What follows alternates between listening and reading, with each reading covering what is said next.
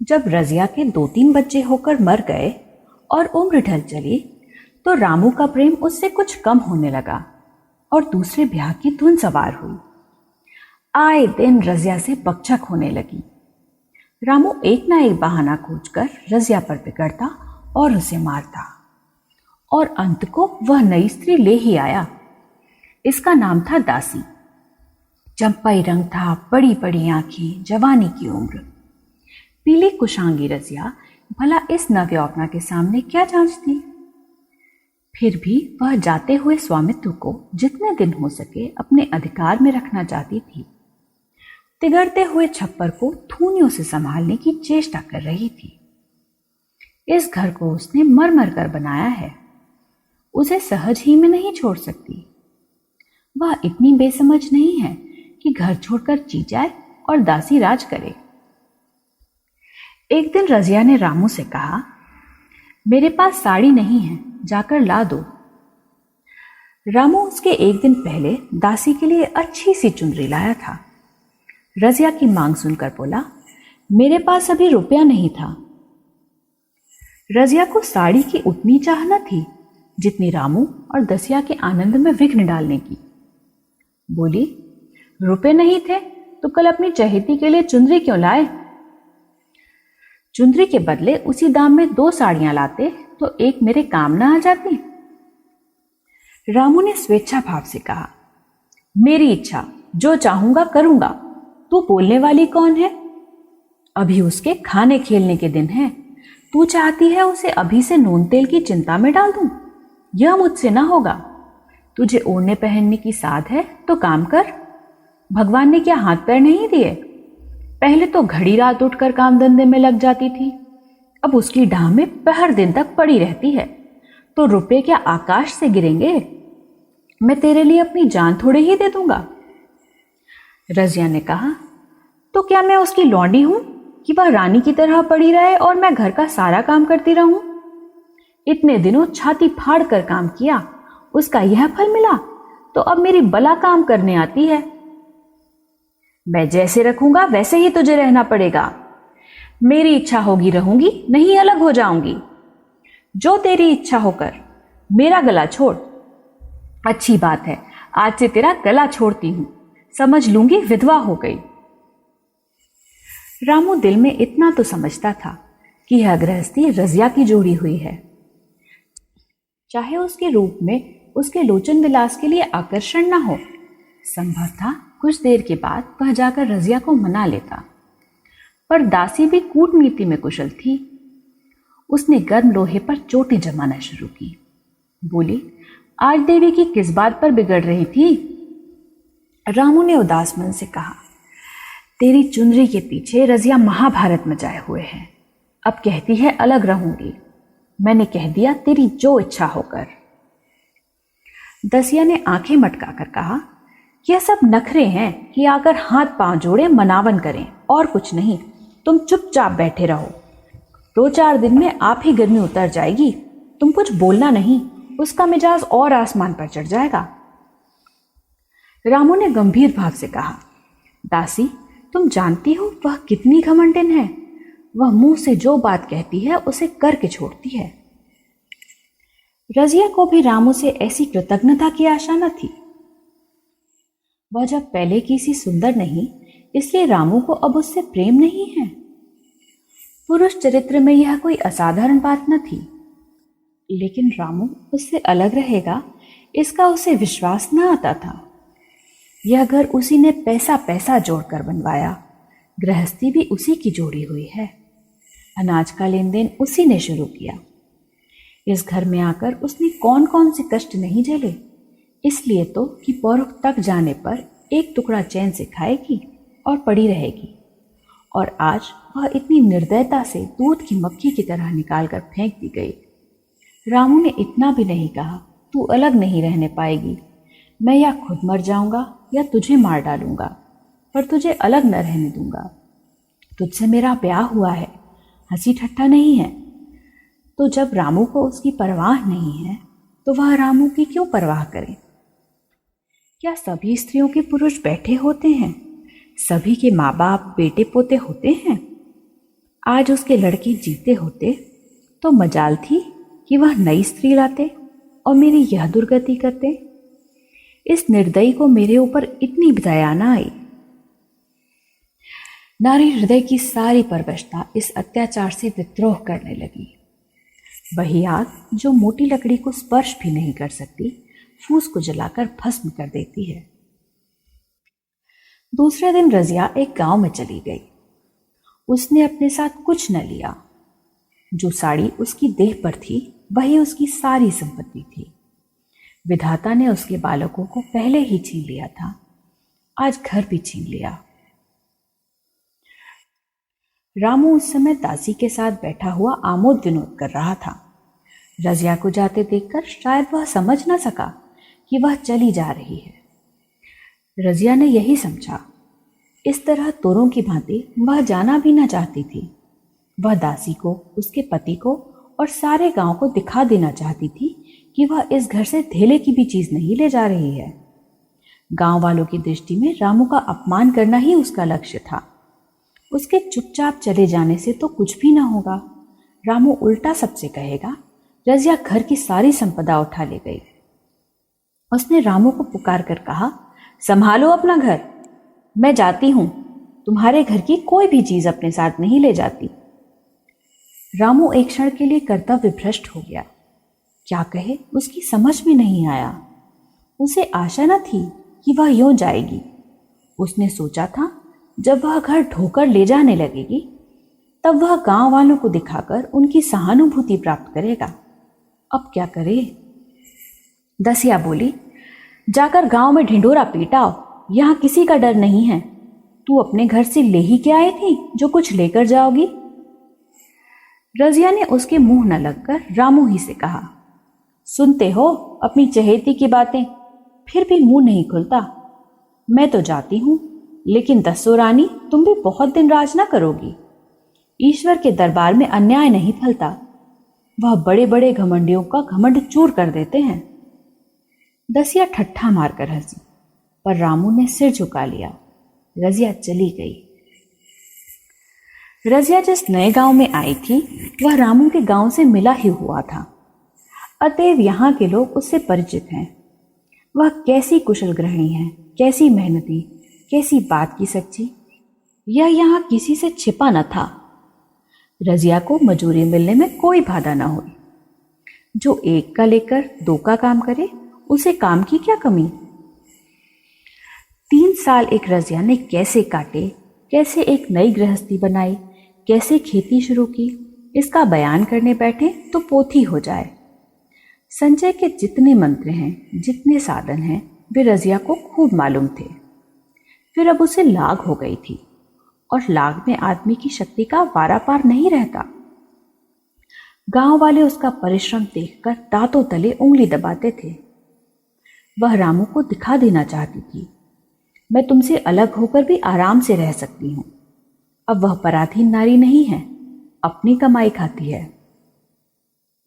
रजिया के पास बैलों की एक अच्छी जोड़ी है। रजिया उन्हें केवल खली भूसी देकर नहीं रह जाती, रोज 2-2 रोटियां भी खिलाती है। फिर उन्हें घंटों सहलाती। कभी कभी उनके कंधों पर सर रखकर होती है और कहती है, अब बेटे हो तो, पति हो तो तुम ही हो, मेरी जाल अब तुम्हारे ही साथ है। दोनों बैल शायद रजिया की भाषा और भाव समझते हैं। वे मनुष्य नहीं, बैल हैं। दोनों सिर नीचा करके रजिया का हाथ चाटकर उसे आश्वासन देते हैं। वे उसे देखते ही कितने प्रेम से उसकी ओर ताकने लगते हैं, कितने हर्ष से कंधा झुलाकर परजुआ रखवाते हैं और कैसा जी तोड़ काम करते हैं। यह वे लोग समझ सकते हैं जिन्होंने बैलों की सेवा की है और उनके हृदय को अपनाया है। रजिया इस गांव की चौधराइन है। उसकी बुद्धि जो पहले नित्य आधार खोजती रहती थी और स्वच्छंद रूप से अपना विकास न कर सकती थी, अब छाया से निकलकर प्रौढ़ और उन्नत हो गई है। एक दिन रजिया घर लौटी तो एक आदमी ने कहा, तुमने नहीं सुना चौधराइन, रामू तो बहुत बीमार है, सुना 10 लंगन हो गए हैं। रजिया ने उदासीनता से कहा, जूड़ी है क्या? जूड़ी नहीं, कोई दूसरा रोग है। बाहर खाट पर पड़ा था। मैंने पूछा कैसा जी है रामू, तो रोने लगा, बुरा हाल है, घर में एक पैसा भी नहीं कि दवा दारू करें। दसिया के एक लड़का हुआ है, वह तो पहले भी काम धंधा न करती थी और अब तो लड़कोरी है, कैसे काम करने आए। सारी मार रामू के सर जाती है, फिर गहने चाहिए, नई दुल्हन यूं कैसे रहे। रजिया ने घर में जाते हुए कहा, जो जैसा करेगा आप भोगेगा। लेकिन अंदर उसका जी न लगा। वह एक क्षण में फिर बाहर आई। शायद उस आदमी से कुछ पूछना चाहती थी और इस अंदाज से पूछना चाहती थी मानो उसे कुछ हद परवाह नहीं है। पर वह आदमी चला गया था। रजिया ने पूरब पश्चिम जा जा कर देखा, वह कहीं न मिला। तब रजिया द्वार की चौखट पर बैठ गई। इसे वे शब्द याद आए जो उसने 3 साल पहले रामू के घर से चलते समय कहे थे। उस वक्त जलन में उसने वह शाप दिया था। अब वह जलन न थी, समय ने उसे बहुत शांत कर दिया था। रामू और दासी की हीनावस्था अब ईर्ष्या के योग्य नहीं, दया के योग्य थी। उसने सोचा, रामू को 10 लंघन हो गए हैं तो अवश्य ही उसकी दशा अच्छी न होगी। कुछ ऐसा मोटा ताजा तो पहले भी न था। 10 लंघन ने तो बिल्कुल ही घुला डाला होगा। फिर इधर खेती बाड़ी में भी टोटा ही रहा, खाने पीने को भी ठीक ठाक न मिला होगा। पड़ोसी की एक स्त्री ने आग लेने के बहाने आकर पूछा, सुना रामू बहुत बीमार है, जो जैसा करेगा वैसा पाएगा। तुम्हें इतनी बेदर्दी से निकाला कि कोई अपने बैरी को भी ना निकालेगा। रजिया ने टोका, नहीं दीदी, ऐसी बात न थी, वे तो बेचारे कुछ बोले ही नहीं। मैं चली तो सिर झुका लिया। दसिया के कहने में आकर वह चाहे जो कुछ कर बैठे हों, यूं मुझे कभी कुछ नहीं कहा। किसी की बुराई क्यों करूं? फिर कौन मर्द ऐसा है जो औरतों के बस नहीं हो जाता? दसिया के कारण उनकी यह दशा हुई है। पड़ोसिन ने आग न मांग मुंह फेर कर चली गई। रजिया ने कलसा और रस्सी उठाई और कुएं पर पानी खींचने गई। बैलों को सानी पानी देने की बेला आ गई थी, पर उसकी आंखें उस रास्ते की ओर लगी हुई थी जो मलसी को जाता था। कोई उसे बुलाने अवश्य आ रहा होगा। नहीं, बिना बुलाए वह कैसे जा सकती है? लोग कहेंगे, आखिर दौड़ी आई ना। मगर रामू तो अचेत पड़ा होगा। 10 लंघन थोड़े नहीं होते। उसकी देह में था ही क्या? फिर उसे कौन बुलाएगा? दसिया को क्या गरज पड़ी है? कोई दूसरा घर कर लेगी, जवान है, 100 ग्राहक निकल आवेंगे। अच्छा, वह आ तो रहा है। हाँ, आ रहा है। कुछ घबराया सा जान पड़ता है। कौन आदमी है? इसे तो कभी मलसी में नहीं देखा। मगर उस वक्त से मलसी कभी गई भी तो नहीं। 2-4 नए आदमी आकर बसे ही होंगे। बटोही चुपचाप कुएं के पास से निकला। रजिया ने कलसा जगत पर रख दिया और उसके पास जाकर बोली, रामू महतो ने भेजा है तुम्हें? अच्छा, तो चलो घर, मैं तुम्हारे साथ चलती हूं। नहीं, अभी मुझे कुछ देर है। बैलों को सानी पानी देना है, दिया बत्ती करनी है। तुम्हें रुपए दे दूं? जाकर दसिया को दे देना। कह देना कोई काम हो तो बुला भेजें। बटोही रामू को क्या जाने, किसी दूसरे गांव का रहने वाला था। पहले तो चकराया, फिर समझ गया। चुपके से रजिया के साथ चला गया और रुपए लेकर लंबा हुआ। चलते चलते रजिया ने पूछा, अब क्या हाल है उनका? बटोही ने अटकल से कहा, अब तो कुछ संभल रहे हैं। दसिया बहुत रो धो तो नहीं रही है? रोती तो नहीं थी, वह क्यों रोएगी?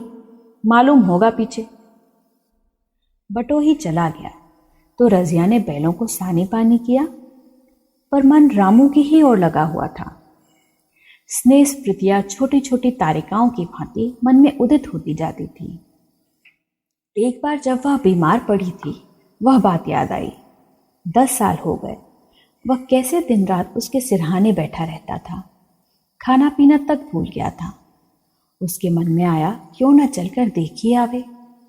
कोई क्या कहेगा? किसका मुंह है जो कुछ कहे? चोरी करने नहीं जा रही हूं।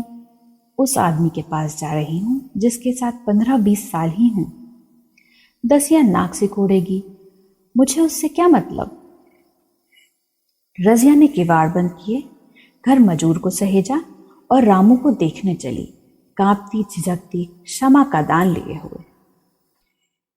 रामू को थोड़े ही दिनों में मालूम हो गया था कि उसके घर की आत्मा निकल गई और वह चाहे जितना जोर करे, कितना ही सर खपाए, उसमें स्फूर्ति नहीं आती। दासी सुंदर थी, शौकीन थी और फूहड़ थी। जब पहला नशा उतरा तो ठाएं ठाएं शुरू हुई। खेती की उपज कम होने लगी और जो होती भी थी वह ऊटपटांग खर्च होती थी। ऋण लेना पड़ता था।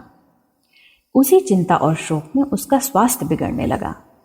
शुरू में कुछ परवाह न की, परवाह करके ही क्या करता, घर में पैसे न थे। अताइयों की चिकित्सा ने बीमारी की जड़ और मजबूत कर दी और आज 10-12 दिन से उसका दाना पानी छूट गया था। मौत के इंतजार में खाट पर पड़ा करा रहा था और अब वह दशा हो गई थी जब हम भविष्य से निश्चिंत होकर अतीत में विश्राम करते हैं, जैसे कोई गादीड़ आगे का रास्ता बंद पाकर पीछे लौटे। रजिया को याद करके वह बार बार रोता और दासी को कोसता, तेरे ही कारण मैंने उसे घर से निकाला।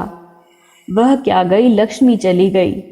मैं जानता हूं अब भी बुलाऊं तो दौड़ी आएगी, लेकिन बुलाऊं किस मुंह से। एक बार वह आ जाती और उससे अपने अपराध क्षमा करा लेती, फिर मैं खुशी से मरता, और लालसा नहीं है। सहसा रजिया ने आकर उसके माथे पर हाथ रखते हुए पूछा, कैसा जी है तुम्हारा? मुझे तो आज हाल मिला। रामू ने सजल नेत्रों से उसे देखा पर कुछ कह न सका। दोनों हाथ जोड़कर उसे प्रणाम किया पर हाथ जुड़े ही रह गए और आंख उलट गई। लाश घर में पड़ी थी। रजिया रोती थी, दसिया चिंतित थी। घर में रुपये का नाम नहीं। लकड़ी तो चाहिए ही, उठाने वाले भी जलपान करेंगे ही। कफन के बगैर लाश उठेगी कैसे? 10 से कम का खर्च न था। यहां घर में 10 पैसे भी नहीं। डर रही थी कि आज गहन आफत आई। ऐसी कीमती बाहरी गहने ही कौन थे? किसान की बिसात ही क्या, 2-3 नग बेचने से 10 मिल जाएंगे, मगर और हो ही क्या सकता है। उसने चौधरी के लड़के को बुलाकर कहा, देवर जी, यह बेड़ा कैसे पार लागे? गांव में कोई ढेले का भी विश्वास करने वाला नहीं। मेरे गहने हैं, चौधरी से कहो इन्हें गिरोह रखकर आज का काम चलाएं, फिर भगवान मालिक है। रजिया से क्यों नहीं मांग लेती? सहसा रजिया आंखें पोंछते हुए आ निकली। कान में भनक पड़ी। पूछा, क्या है झुंकू, क्या सलाह कर रहे हो? अब मिट्टी उठाओगे कि सलाह की बेला है? हाँ, उसी का सरंजाम कर रहा हूं। रुपए पैसे तो यहां होंगे नहीं, बीमारी में खर्च हो गए होंगे। इस बेचारी को तो बीच मझदार मिलाकर छोड़ दिया। तुम लपक कर उस घर चले जाओ भैया, कौन दूर है, पूंजी लेते जाओ। मजूर से कहना भंडार से 50 रुपए निकाल दे, कहना ऊपर की पटरी पर रखे हैं। वह तो कुंजी लेकर उधर गया। इधर दसिया राजू के पैर पकड़कर रोने लगी। बहनापे के ये शब्द उसके हृदय में बैठ गए। उसने देखा रजिया में कितनी दया, कितनी क्षमा है। रजिया ने उसे छाती से लगाकर कहा, क्यों रोती है बहन? वह चला गया, मैं तो हूं, किसी बात की चिंता न कर। इसी घर में हम और तुम दोनों उसके नाम पर बैठेंगी। मैं वहां भी देखूंगी, यहां भी देखूंगी। घाव भर की बात ही क्या, कोई तुमसे गहने पाते मांगे तो मत देना।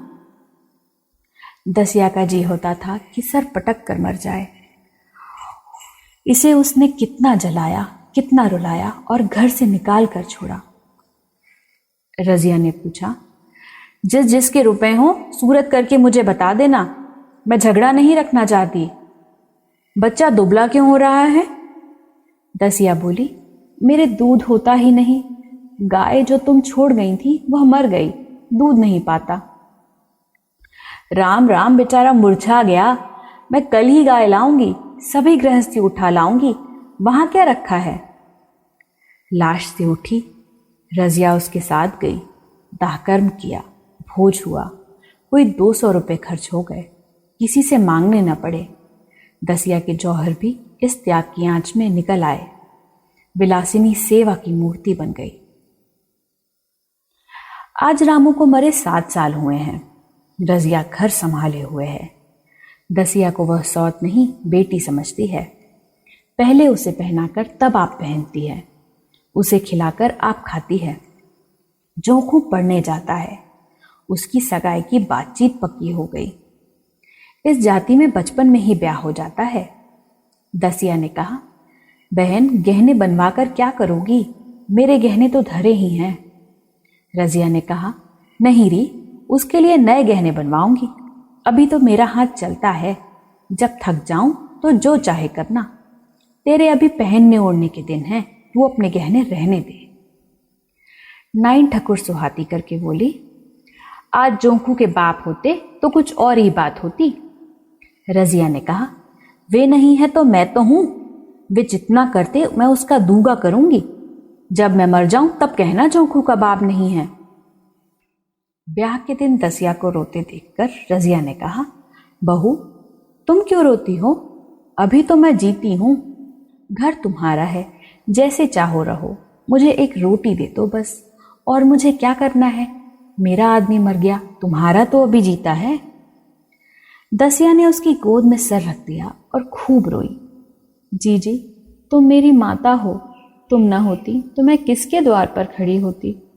घर में तो चूहे लौटते थे, उनके राज में मुझे दुख ही दुख उठाने पड़े। सुहाग का सुख तो मुझे तुम्हारे राज में मिला। मैं दुख से नहीं रोती, रोती हूँ भगवान की दया पर कि कहाँ मैं और कहाँ यह खुशहाली। रजिया मुस्कुरा कर रो दी।